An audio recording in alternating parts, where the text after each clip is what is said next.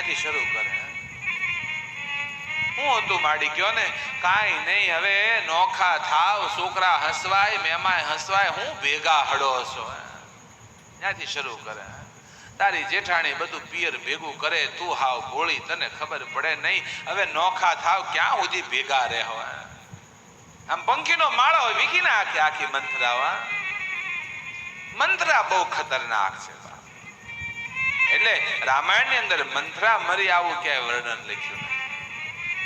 મંથરા કૈકેયી ની દાસી બરાબર કૈકેયી ના ભવનમાં જવા સાંજનો સમય છે, રાત્રિ ઢળી છે અને મંથરા જવા નીકળી. નામ મંથરા મંદમતી.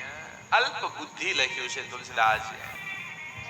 કૈકેયી ની દાસી બરાબર જાય છે ને આકાશમાં સરસ્વતી વિચાર કર્યો કે મંથરાની બુદ્ધિ બદલું તો એક રાતમાં આખી બાજી પલટાય. અને સરસ્વતીએ કહેવાય છે પોતાની શક્તિનો ઉપયોગ કર્યો છે અને જેવું મંથરાની બુદ્ધિ બદલાણી છે, ગઈ મતી ગઈ ગીરા મતી ફેરી, મંથરાની બુદ્ધિ ફેરવી નાખી.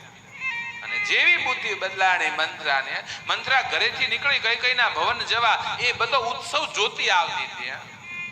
એને કઈ વાંધો નહોતો આ બધાથી, પણ જેવી બુદ્ધિ બદલાણી છે અને તુરંત કહેવાય છે એ મંથરાને ઉત્સવ પીડા દેવા લાગ્યો.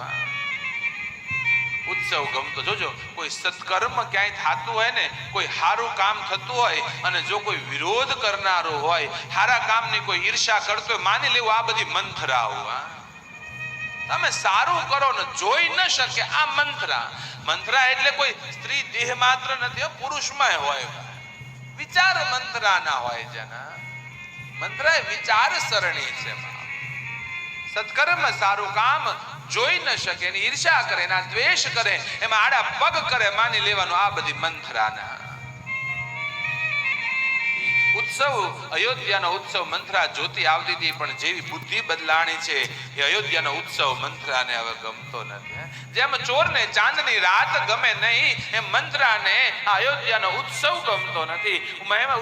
મંથરાએ પૂછ્યું અયોધ્યાવાસીને, આ શેની તૈયારી? કોઈ આવે છે? શું છે આ બધું અયોધ્યામાં? કોઈ મહેમાન આવે છે? કોઈ ઉત્સવ છે?